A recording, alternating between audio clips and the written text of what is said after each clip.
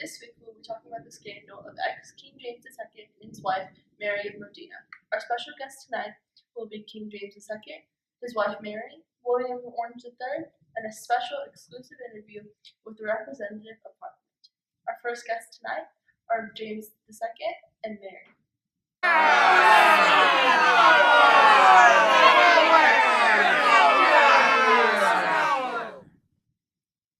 Hello, welcome to Weekly Revolution. Thank you for having us. So, from the information we've gathered, it seems as if you rule with your own interests at heart and not really what is best for the country itself.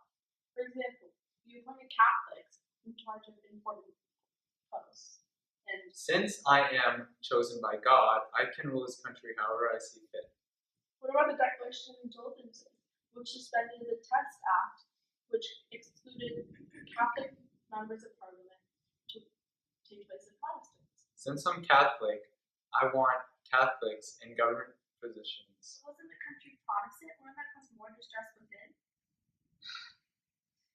Moving on, let's talk about you and your baby, James Stewart. You had him quite suddenly, didn't you? Yes, it was a pleasant surprise. Many people were in fact surprised.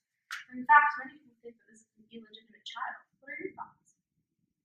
This warming pan baby pot assumption is ridiculous. I'm appalled. Why would I make up a fake baby? I don't know, to stay in power, to keep your family legacy. You tell me. I can't do this. I do apologize for my wife's behavior. I'll go make sure she's okay. Baby, wait! Typical. They flee just like they fled to France. Anyway, while he turns to his wife, let's move on to our next guest, William of Orange III. Please welcome our next guest, William of Orange III. Unfortunately, his wife could not be here with us today because of some prior commitments.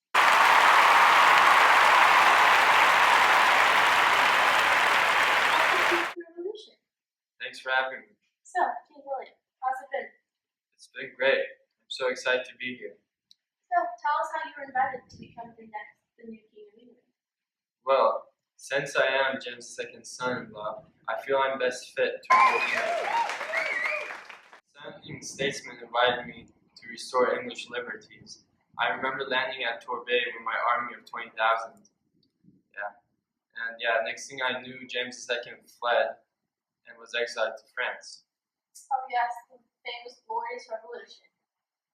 Which is why we've accepted to rule as joint sovereign. Now, more power has been shifted to Parliament instead of us monarchs. Thank you so much, King William, for sharing your insight with us on how you became king. Thank you.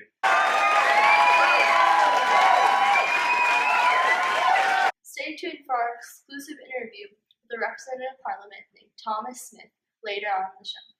Thank you, Thomas Smith, for joining me today. So you're now currently the representative of Parliament and have been ever since James II, correct? Correct. I have seen both good and bad rulers during my time of being in Parliament. How was James II as being a ruler?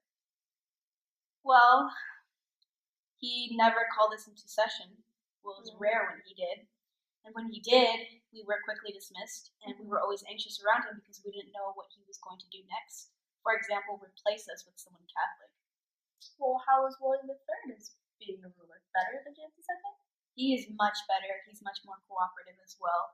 When they became king and queen, we established the Declaration of Rights and also the Bill of Rights. That redefined the relationship between the monarch, the parliament, and the people, right? Yes, it did. It gave the subjects more say in what goes on around them. It gave Parliament more political supremacy than the king. And it also stated that no Roman Catholic could ever reign England.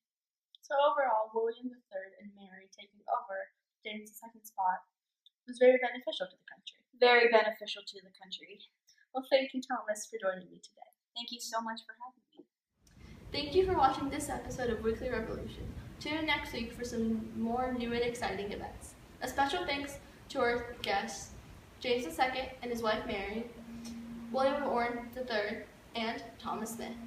Thanks.